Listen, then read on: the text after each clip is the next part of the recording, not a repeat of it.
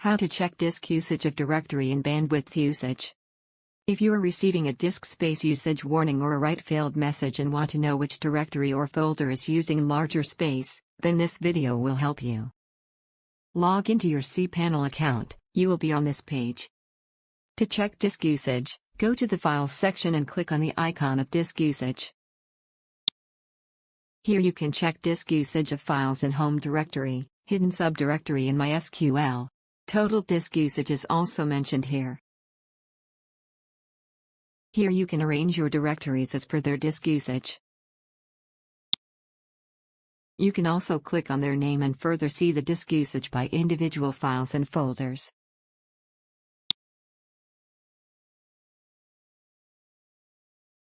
Now to check the bandwidth usage, go back to the home page. In the metrics section, click on the bandwidth icon.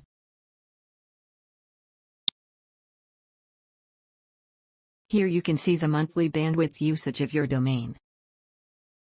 In case you need more disk space and bandwidth, ask your hosting provider to send a quotation.